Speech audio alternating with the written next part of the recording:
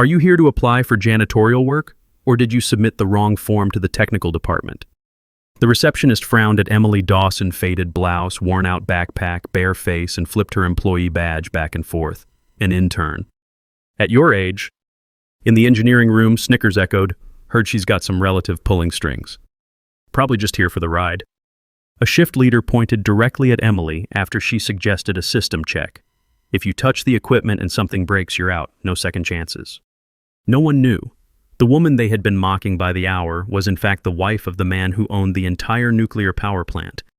The next round of jeers came from a tall man by the control consoles, a supervisor rumored to have decades of experience but little patience for newcomers.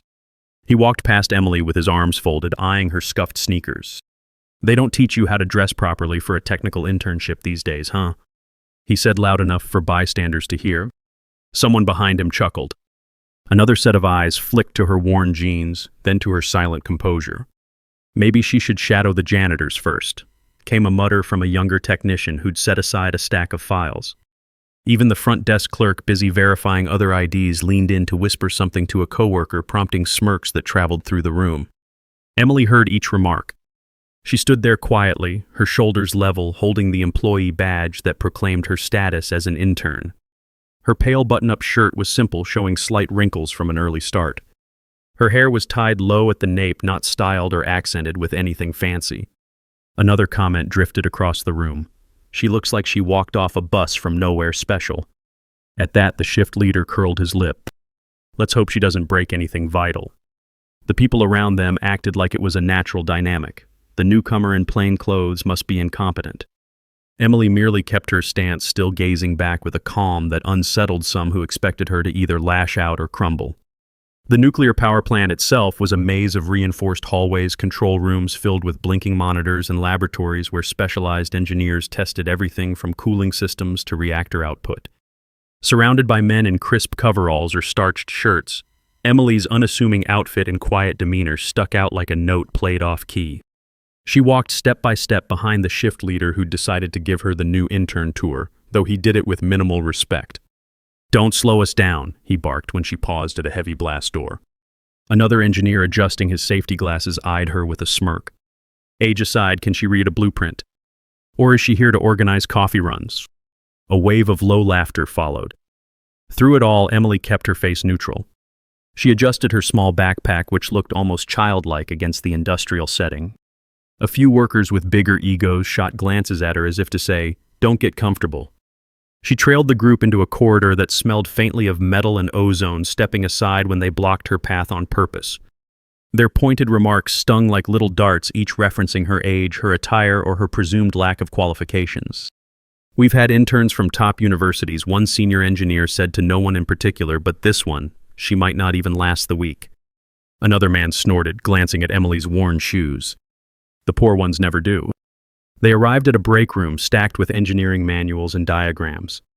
Emily tried to wait politely by the door, not wanting to intrude if they were about to hold a private discussion. But the group spread out around a table, continuing their conversation without inviting her to sit. She hovered for a moment before stepping inside, seeking a place to rest her backpack. An older technician with gray hair scanned her up and down, then snickered under his breath. "You sure you can handle advanced reactor systems? You look like you stepped in from a community college lab." Another voice added, "If she can't, well, that's her problem. They say you can't fix stupidity." Emily took a small breath and placed her backpack gently on a corner chair, never raising her voice, never firing back an insult. One of them, a department head with a short temper, pointed to the corner. "That seat's usually for people who actually know how to operate the sensors. Don't get too comfortable." She offered a faint nod and chose to remain standing. She lifted her gaze around the room, taking in the instruments, the labeled diagrams pinned to the walls, and the thick binders of protocols. A quick hush of resentment swirled among them. Who was she to study those materials? Another man, flipping through a log, said with a tight laugh, "Don't worry, we'll keep the important stuff locked down so an intern at your age doesn't tamper with it." The break room door slid open, revealing a few more staff returning from a lab test. They paused, glancing at Emily as if scanning a new specimen. One man with an ID badge that read Lead Safety Engineer let out a small, mocking chuckle. "So the rumor's true. They let in someone who can't possibly have real credentials." Must have a friend in HR. Another colleague chimed in. Or a sugar daddy somewhere up top, right? The pair grinned, enjoying their own joke, while Emily's expression remained composed. She sank onto a stool, quietly holding a notebook. That set off more mutters, here to scribble notes but can't do real work. She flipped open the pages, though no one offered to show her the correct schematics or direct her to the day's tasks. They seemed content leaving her excluded. In that stifling environment, her presence radiated a peculiar calm, which they mistook for cluelessness. A younger engineer, likely in his 20s but eager to sound important, piped up, "We have a critical review next week.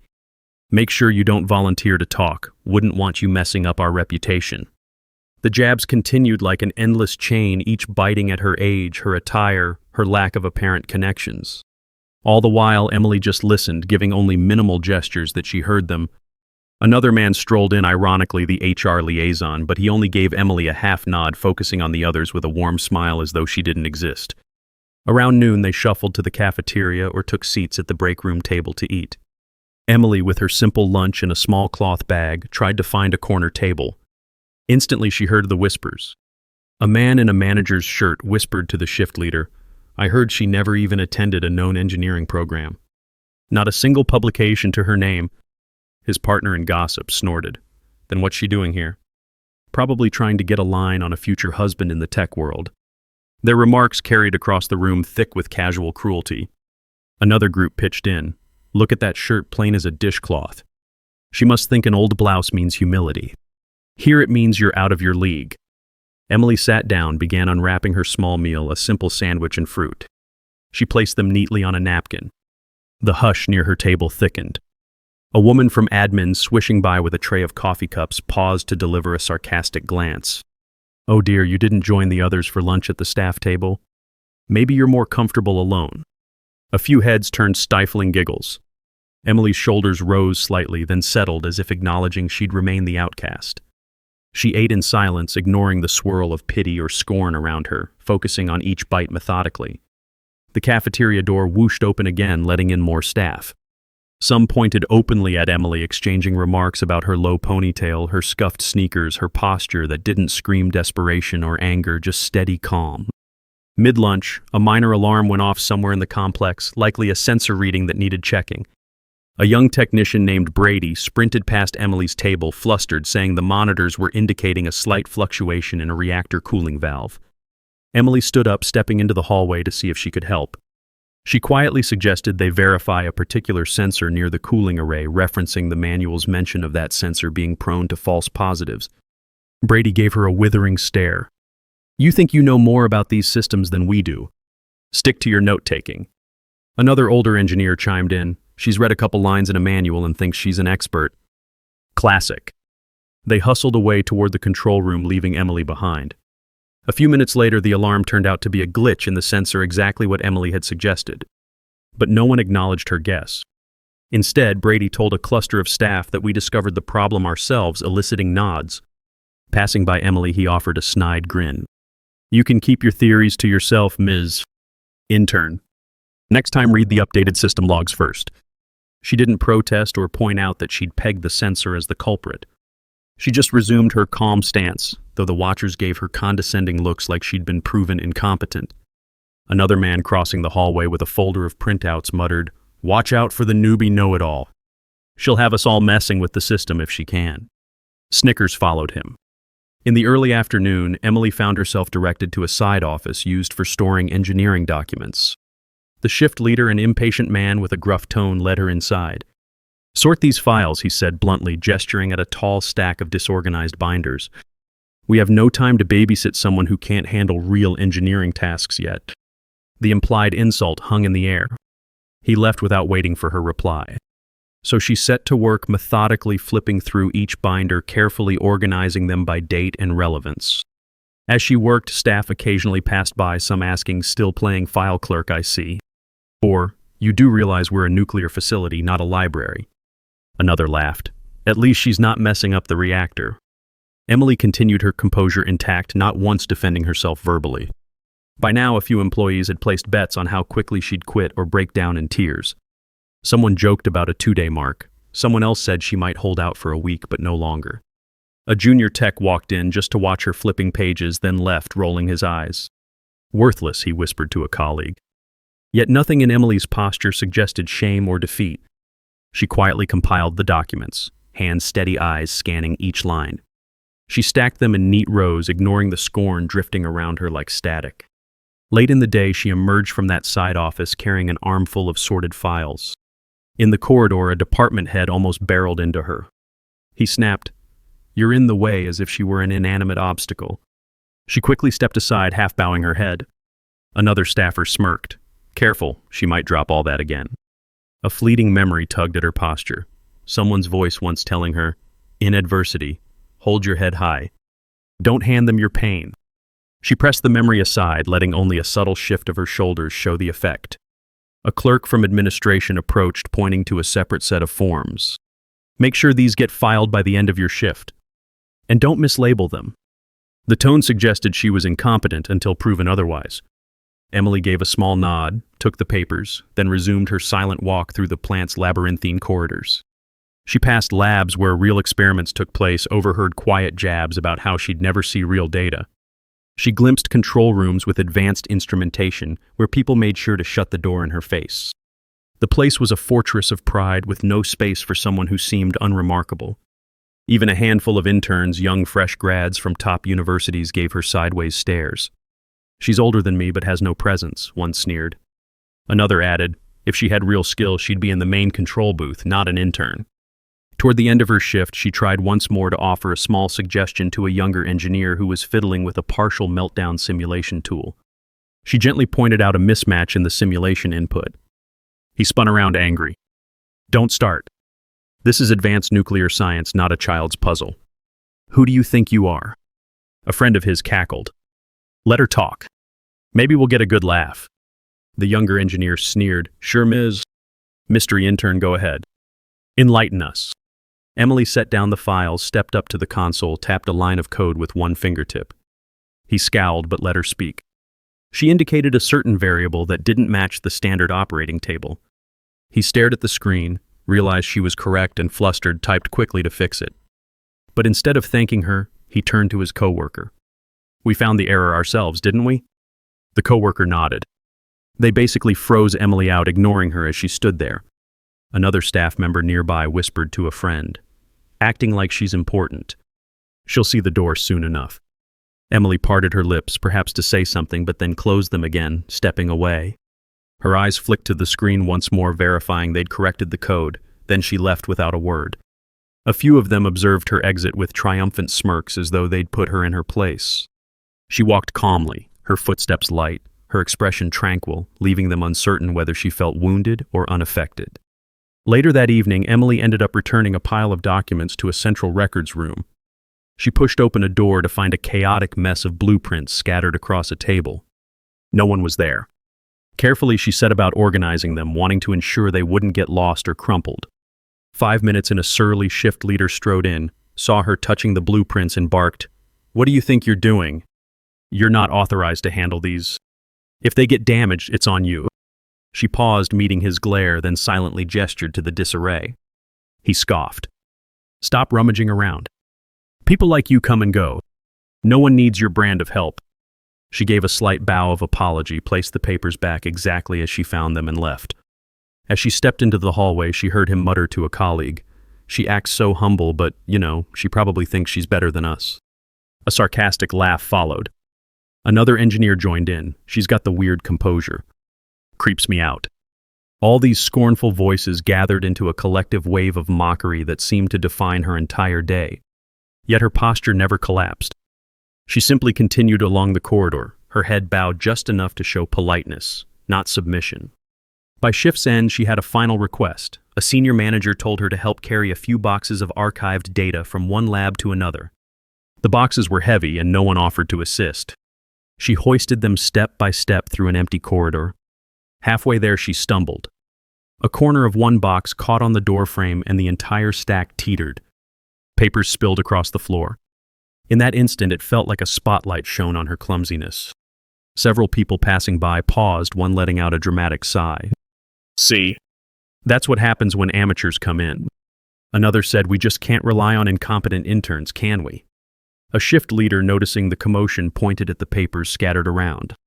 "If you're not able to do the simplest task," he snapped, "maybe go home early and save us the trouble." Emily knelt in silence, collecting the files one by one, her calm even more apparent under their barrage of mocking. A short wave of disgusted murmurs. "She's not even defending herself. Guess she knows she's worthless." Then they carried on their way.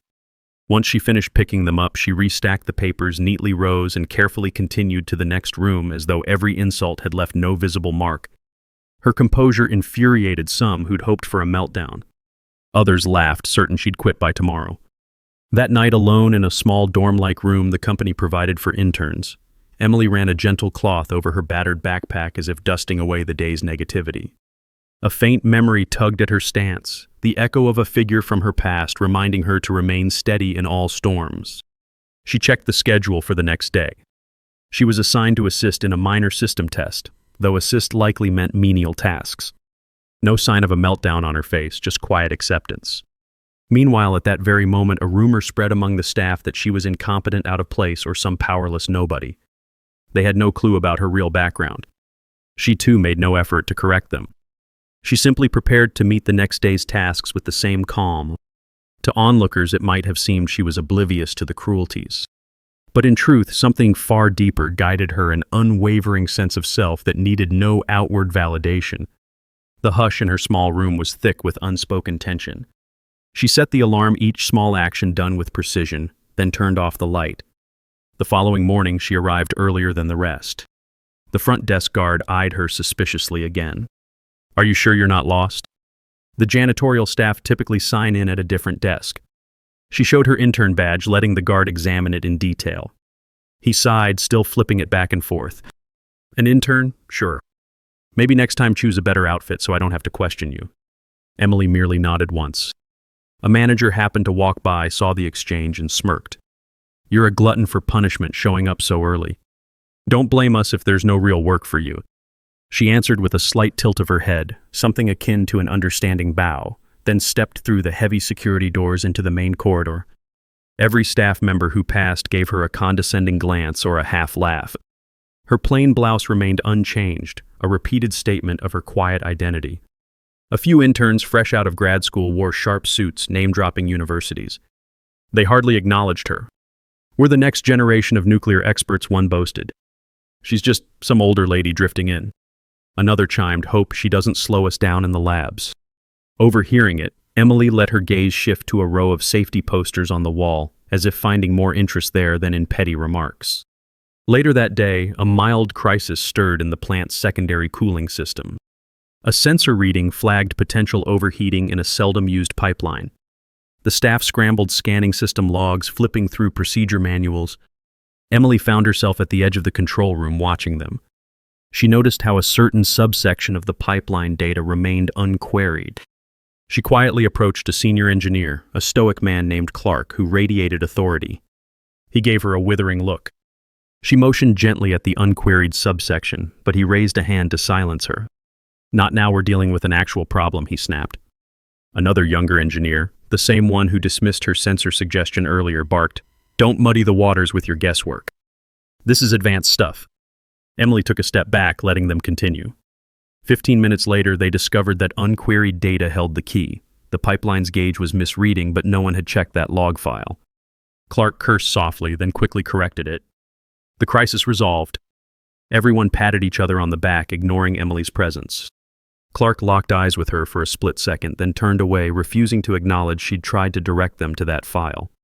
Another engineer, noticing the tension, smirked and said, "She's probably just happy to watch real engineers at work." They all shared a dismissive laugh. By midday, Emily had formed a pattern of quiet, invisible service. If she saw a mislabeled binder, she fixed it. If she spotted a slight mismatch in data, she nudged someone who might care. Usually they brushed her off, only to find her tip correct later. Yet not once did she appear smug or demand credit.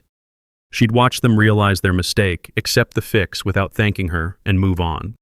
Some employees started believing she was too shy or spineless. A small group insisted she had an inflated sense of self. "She thinks she's too good to fight or cry," they claimed. "How arrogant." So ironically, they labeled her calm as arrogance and her humility as a disguised ego. The day's humiliations continued in small pinpricks. Someone refused to hand her a newly printed manual, tossing it onto a table for her to fetch. Another engineer made a show of stepping on her undone shoelace, forcing her to bend down to retie it while he snickered. Through each slight, Emily's posture remained collected.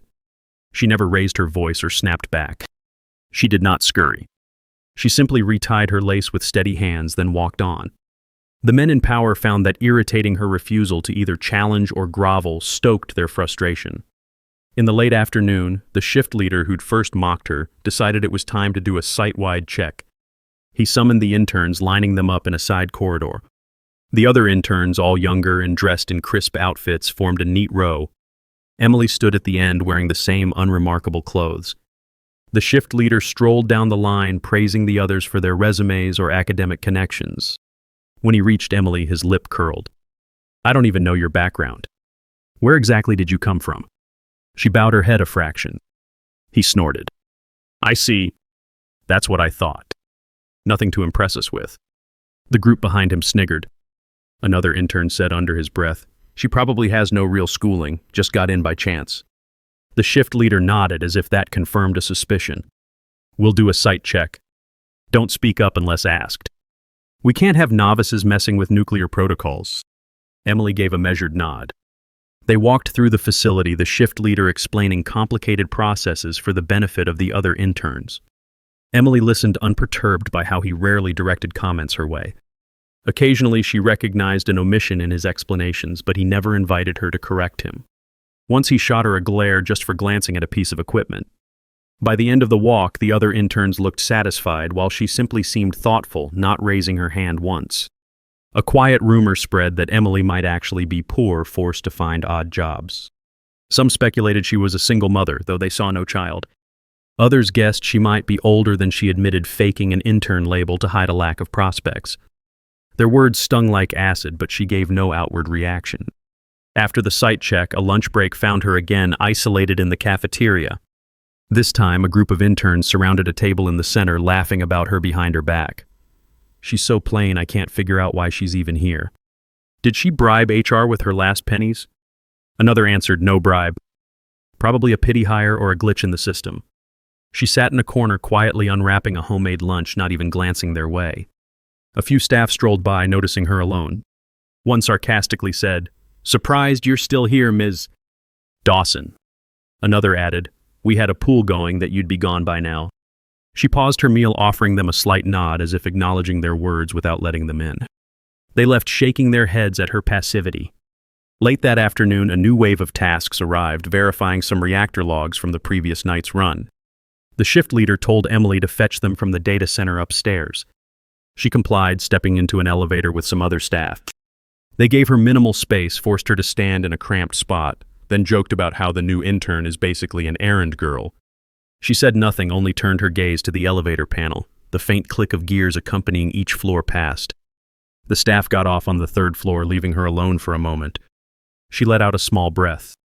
Then at the top floor, she retrieved the logs from a glass-walled server room. A man in an expensive suit, possibly a visiting consultant, spotted her rummaging through data. He offered a half smile. She gave him a polite nod, scanning the stack of printed logs. He asked, "Are you sure you belong up here? This is restricted to official staff." She held up her intern badge. He shrugged, turned away. Another unspoken hint that no one trusted her to be competent. Descending with the logs, she bumped into a frantic junior engineer complaining about a software glitch in the reactor monitoring system. Emily quietly pointed at a line of code on his open screen, but he jerked the laptop away. "Don't even start," he said, exasperated. "I'm not letting an unknown intern meddle in code that controls nuclear operations. I'd rather fix it myself." She nodded, stepping back. He rushed off, muttering about incompetent people in his path. Once Emily returned to her designated workstation, she filed the logs properly, each labeled with neat penmanship. The shift leader strolled by, glancing at her arrangement. He gave a curt grunt. "At least you're organized," he said, though the sarcasm was clear. Then he added, "Better than messing with real engineering tasks, right?" She offered no retort, no visible flash of resentment. That calm unnerved him. He shrugged and walked away, perhaps disappointed he couldn't provoke her. As the day neared closing, Emily tidied her workspace. That's when the mocking truly ramped up again. A cluster of staff near the exit discussed her within earshot. One said she's too quiet. Maybe she's hiding something embarrassing like a criminal record or a worthless background. Another chimed in, we should run a real check on her. But if management let her in, there's some angle we don't see. The first man snorted angle. She probably sold them a sob story. Doesn't matter. She won't last. They laughed, heads turning to watch her in that final moment of the shift. She caught their stare, responded with a slight dip of her head, then left with her worn backpack. The next day was rumored to be an important inspection from top executives. People mumbled that the plant's elusive owner might even appear. He rarely showed up, but whenever he did, the entire facility scrambled to impress him. Emily walked out into the evening gloom, ignoring the scorn, her steps' unhurried face composed. That night, she sat in her small dorm room, quietly polishing the same battered backpack that had drawn so many comments. She ran her fingers over a faded monogram that no one had noticed, or at least not recognized, two initials that had significance if one knew the right context. A faint recollection danced at the corner of her mind, a father figure handing her that backpack, telling her it was better to walk quietly among people. She glanced at a mirror, took a moment to brush her hair, then paused as if verifying she hadn't lost herself. She let the hair fall again into a low tie. The memory ended, leaving her in calm stillness. Her phone buzzed once with a message from R. Dawson, but she responded with minimal keystrokes. Then she turned off the light, resting with that same unwavering calm. The next morning was chaotic from the start. Word spread that Richard Dawson, the plant's powerful and rarely seen owner, might arrive for a surprise inspection. Staff at every level rushed to tidy to polish surfaces to wear the crispest uniforms. The shift leader barked orders to interns to stand by, but Emily was told to stay out of sight. We don't need you messing up the aesthetics, he sneered. Just keep yourself busy in the back offices. She accepted the instruction with a single nod, picking up a small pile of documents. Meanwhile, everyone else fussed. Even the engineering bigwigs who normally strolled around with arrogance were double-checking their logs, their attire, their words. Linda, the receptionist who'd first mocked Emily, was redoing her hair behind the desk, wanting to look professional for the owner. No one gave Emily a second glance as she walked the corridors. Some interns whispered, he's sure to reward the best among us. She'll obviously not get a mention. Another laughed. He might not even know we have that older female intern. Good for her. Around midday, Richard Dawson indeed arrived, stepping out of a black sedan in the main entrance yard. Everyone snapped to attention. The front desk staff nearly tripped over themselves to greet him. Senior managers lined up to shake his hand, offering practiced smiles. He was known as a brilliant but distant figure, rarely seen unless there was a critical matter or a personal interest. The entire plant buzzed with tension, employees jostling to stand in vantage points where he might notice them. Meanwhile, Emily was in a quiet hallway, arms cradling a few thick manuals. She heard the commotion from far off, but made no move to join the crowd. The shift leader marched by, muttering, "He's here. Keep your head down," as though instructing her not to appear. She simply gave a faint blink, continuing her path to the reference library. A moment later, footsteps echoed behind her, someone striding with purpose, staff scurrying in his wake. She paused by a row of labeled binders, placing them carefully in alphabetical order. Then, in the reflection of the glass cabinet, she saw a group of senior figures rounding the corner. At the front was a tall man in an impeccable suit exuding quiet authority. His eyes swept the hallway, scanning for something. The staff flanking him pointed out equipment and corridors, trying to direct his attention. He hardly seemed interested. Instead, he moved with measured steps, as though searching for a particular face. Emily placed the last binder in its slot and turned around. The tall man stopped mid-sentence upon seeing her. She offered a small nod, stepping aside. He gave a slight warm smile, cutting through the stiff formality of the environment. The staff around him froze, unsure why he'd paused for a plainly dressed intern. One manager, noticing the direction of his gaze, cleared his throat. "Sir, if you'll follow me to the main control room," but Richard Dawson ignored him, stepping toward Emily. The hush that fell across the hallway was almost tangible. Emily's posture didn't shift from that understated composure. The crowd behind Richard parted, uncertain, some with mild confusion, others with alarm. He spoke softly. "Emily, was it a tough morning?" The staff gaped. The shift leader who'd belittled her all week stood near the end of the hall, jaw dropped. Another worker who'd openly mocked her earlier in the day seemed to shrink behind a coworker.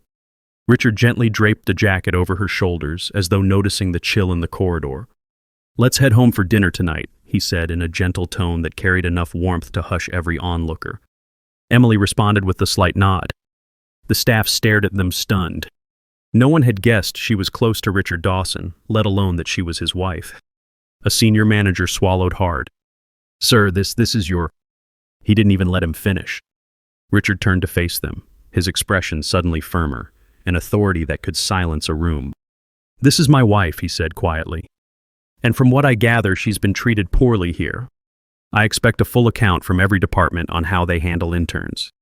I won't tolerate discrimination or disrespect, not to anyone regardless of their background." The corridor seemed to exhale as a wave of shock spread. A manager who'd spent the last days ignoring Emily paled visibly. Another engineer who'd tossed out insults about her age looked ready to faint. The shift leader swallowed, stepping forward with a forced grin. "Sir, there must be some misunderstanding. We always treat interns with courtesy." His voice shook. The hush in the hallway let everyone hear the deception. A few staff began murmuring, "We never suspected." Another said, "She never said a word about who she was." Emily stood, her gaze drifting across those same faces that had mocked her. She didn't smirk or lecture them. She remained calm, letting Richard's presence speak for both of them. He scanned the crowd, spotting the discomfort in every pair of eyes. "I'll review how each department has worked with her. If I find any sign of bullying or disrespect, there will be direct consequences." People winced at the word consequences, mindful of his power. After a beat of silence, the manager at the desk stammered, "Yes, of course, sir. We'll compile a thorough report. We deeply regret any oversight." Another engineer nodded vehemently. "Absolutely, we'll rectify any issues." They dared not meet Emily's eyes. The tension was thick with shame. Their earlier laughter now turned to dread. The news spread through the entire facility like a wildfire. By the time Richard escorted Emily to an office to speak privately, the workforce buzzed with disbelief and fear. The shift leader turned to another staff member, panic etched on his face. "We've been insulting the owner's wife for days." The staff member just stared, equally rattled. Some interns who'd joined in mocking her now huddled, realizing the magnitude of their mistake. A few even tried to tear down the petty cartoons or jokes they'd pinned up about the useless intern. In a corner of the break room, the crew who'd placed bets on how soon she'd quit frantically tore up the bet sheet. Meanwhile, Richard and Emily's conversation behind closed doors was quiet. She emerged after about 10 minutes wearing that same unassuming outfit, but with his jacket draped over her shoulders. The staff parted like the Red Sea as they walked. No one dared speak. Another senior manager rushed to line up some department heads to offer apologies. But Richard simply nodded, saying he expected formal statements in writing, then politely led Emily through the corridors. Over the next hour, apologies poured in. Some came from department heads who had never spoken to her directly, but had condoned the insults. Others from the younger engineers who had jeered at her for weeks. They stammered half-formed excuses. "We didn't know, or we thought you were just, well, we were mistaken." Emily inclined her head in a mild acknowledgement, not feigning acceptance nor hurling blame. She just stood with the same quiet dignity. Richard had a brief meeting with the senior leadership. He repeated that the entire plant needed to revisit its culture. "If this is how you treat interns," he said, "I can't imagine how you treat staff who have less obvious power.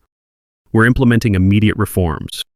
The leaders nodded fervently, casting nervous glances at Emily.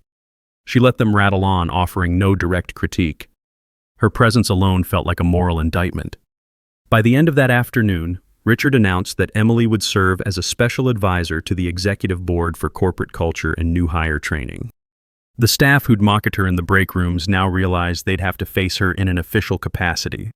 Some turned pale at the memory of their scorn. Word of the revelation spread beyond the plant's walls. People in the industry gossiped that the mysterious wife of the plant's owner had come incognito as an intern. Some admired the cunning behind it, suspecting a secret test. Others felt uneasy, recalling times they might have dismissed a quiet figure who turned out to hold real power. Back at the plant, a wave of reforms began. Department heads revised orientation protocols, ensuring no intern faced the hostility Emily endured. The senior managers, once so arrogant, scrambled to show courtesy to all staff, not just the well-dressed or well-connected. Lily, the receptionist, who'd repeatedly questioned Emily's ID, apologized profusely, tears in her eyes. A shift leader who'd told Emily to go home early now found himself writing a formal letter acknowledging how he'd failed to respect interns. And those who had mocked her clothes or shoes realized they might lose their positions if Emily reported them to Richard. But Emily never singled anyone out for revenge. She accepted the apologies with that same subtle nod, more interested in moving forward than punishing the guilty. In the weeks that followed, interns no longer found themselves ridiculed for appearance or age. A new sense of openness took hold, staff learning that the plant owner wanted genuine respect, not superficial courtesy. Emily, for her part, continued to wear simple shirts, plain jeans, and that worn backpack, even as rumors flew about her real identity. She never explained her wealth or her background. The only shift people noticed was how gently she guided new interns, encouraging them to speak up if they spotted errors, praising them for valid insights. The main difference was that no one dared dismiss her suggestions anymore.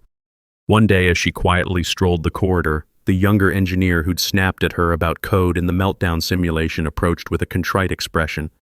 He handed her a small note referencing the correction she'd hinted at that day. She scanned it, nodded once, and offered him a mild smile. He relaxed, relieved she wouldn't hold a grudge. By that evening, the entire plant had reoriented its culture in big and small ways. People no longer whispered about some older female intern. They referred to her with respect. The leadership recognized that if the owner's wife had chosen such a modest path, perhaps their own pride was misplaced. And so the quiet dignity that Emily had shown from day one became a kind of example for how they might treat each other with fairness, free from prejudice, not swayed by appearances. She never raised her voice. She never demanded they atone for their cruelty. She simply stood unwavering and calm until truth revealed itself. And in that quiet moment, every mocking voice found itself silenced by the depth of her character. If you've lived under the shadow of someone else's scorn, I hope her story reminds you that no bully lasts forever. Sometimes all it takes is one turning of the tide, one revelation of who you truly are to undo a world of cruelty. And maybe that's the gentlest justice of all, letting them see how deeply they misunderstood you and how they only hurt themselves by judging so harshly. If this resonates with you, carry it in your heart. And if you feel moved, share it quietly with someone who's endured that silent pain. Because dignity in the end prevails in ways that shouting never can. For now, let's rest in the knowledge that every small action of self-respect can outlast any storm of mockery, bringing the day closer when the truth of who we are surfaces calm and unstoppable.